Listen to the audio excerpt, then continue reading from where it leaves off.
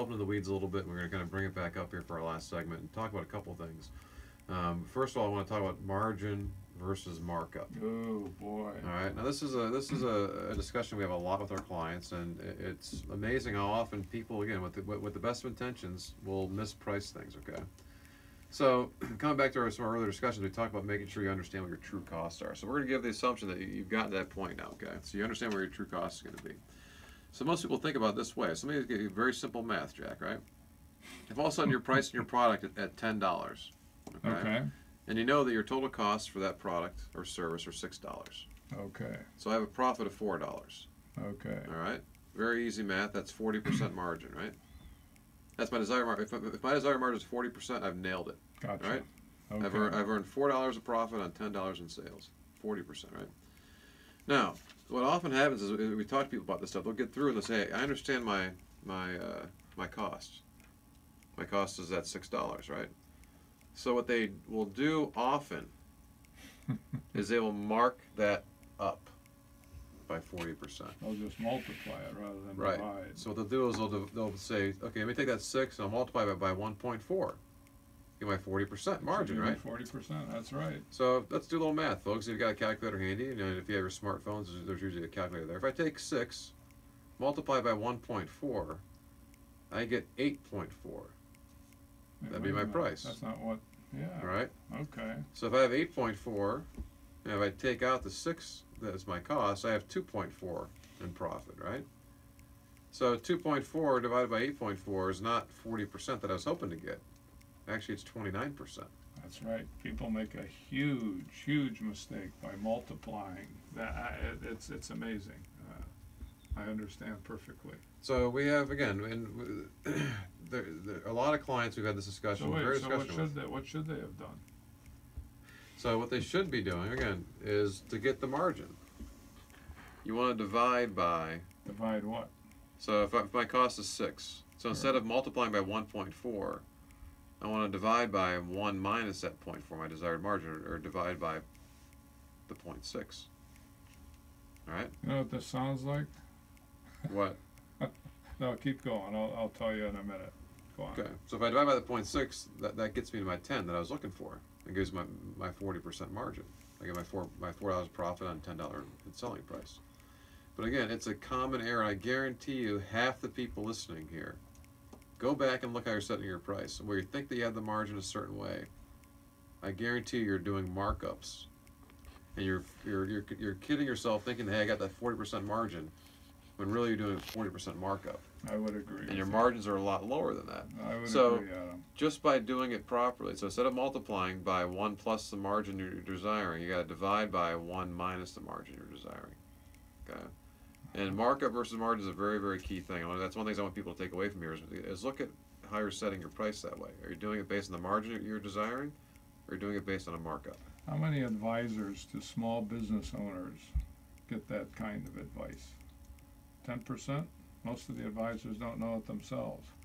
Many do, but they don't think of educating their clients, the small business owners, on what is a fundamental calculation to profitability. So why is that? There's a why question. Well, we're sneaking those in. Most people aren't digging into it. You know, and so again, this comes back to some of the earlier comments. You said, hey, I know I'm making money on all my jobs, Jack. I'm making 40% on all my jobs, Jack. Well, wait a minute. I just showed you were making 29% in this job instead of 40%. 11% is a pretty big number. Wouldn't you agree? I would agree. That's a big deal. And if you're like many of our clients, you know, most of our clients are somewhere in the $1 to $2 million range in terms of sales. Mm-hmm. Well, 11% on $1 million, that's $110,000, Jack. That's a lot of money. That's some real money to be playing with, right? I would agree with you. Okay. 100%, Adam. So, understanding how to set your selling price, understanding your costs, is very, very important. Understand your desired margins. Understand how these percentages work. You know, to run your business profitably, you have to understand those. Well, you don't have to, but so many small companies don't make it for that kind of reason. They just don't understand what is relatively easy and put it in practice. Just don't do it. That's right. You know what this talk has been reminding me of? The What's Saturday Night Live skit around Christmas time. when they were talking about a bakery who was making products, talking about the Schveddy balls and Alec Baldwin, huh? Yeah. Alec Baldwin, and it was the calm presentation of the public broadcasting announcer talking about stuff that got totally out of control. It was a lot of fun. That's what we do. We have a lot of fun. Yes, we do. And again, if you're digging in or you have somebody helping you dig into your numbers, you'll figure out if these things are being done properly or not. That's and help right. make sense of it. And so margin versus markup is one of the key takeaways from today's discussion.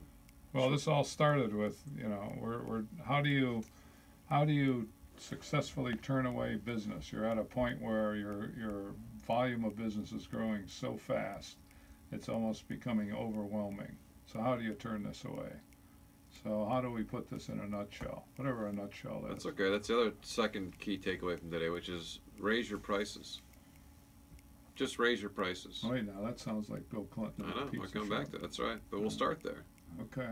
Now, because if you're that overwhelmed with demand, a 5, 10, 15% increase in your prices will chase away some of that demand, but certainly not all that demand. What you'll find is if you do that, Jack, you'll probably increase your margins. I would agree. There's no better way to make profits than by raising your selling prices. No better way. So if you can do this and understand your cost, and now you have the best of two worlds. You can reduce some costs, probably through some efficiencies, not by whacking people. You don't need that if you got a huge demand. You're probably going to have to go just the opposite. That's right. But you can do it in an efficient, controlled way if you're a planner. All right, so if you're one of those owners who's been blessed by that recent good problem of having way too much demand for your business, start with raising your prices. Pick a number. Could be 5%, could be 10%, could be 15%. Pick a number to raise your prices by, first of all. What that'll do is that'll buy you some time to start to investigate your pricing and to understand what your costs are from the cost standpoint. But you and I know that small business owners are often afraid to do things like that, or raise their prices.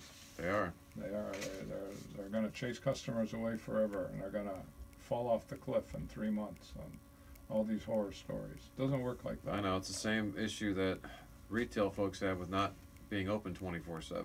I'm going to miss that one customer. Okay, well, yeah, you're right. You're going to miss some of those customers, but it's okay. It's okay. You want the right kind of customers that are going to be good for you. They're going to be profitable for you as well. Calm down.